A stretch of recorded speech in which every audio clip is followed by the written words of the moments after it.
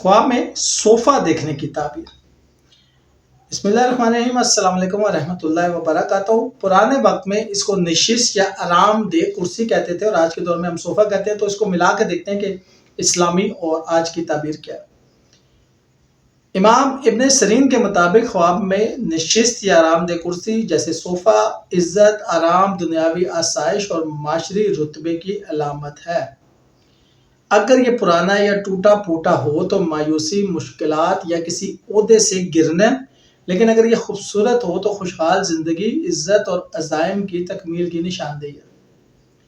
نیا اور خوبصورت صوفہ دیکھنا عزت اور وقار میں اضافہ ہوگا، کسی بڑی دعوت، تقریب یا خوشی کا امکان ہے۔ نیا گھر یا نئی شادی بھی ہو سکتی ہے۔ صوفے پر بیٹھنا آپ کو معاشرے میں عزت ملے گی، ممکن ہے آپ کو کوئی اعلیٰ عہدہ یا ذمہ داری دی جائے۔ کسی اور کا صوفہ دیکھنا یا اس پر بیٹھنا، لوگوں کے وسائل سے فائدہ اٹھانا، آپ کسی کے سہارے ترقی کریں گے، کسی پہ قدم رکھ کر ترقی کریں گے۔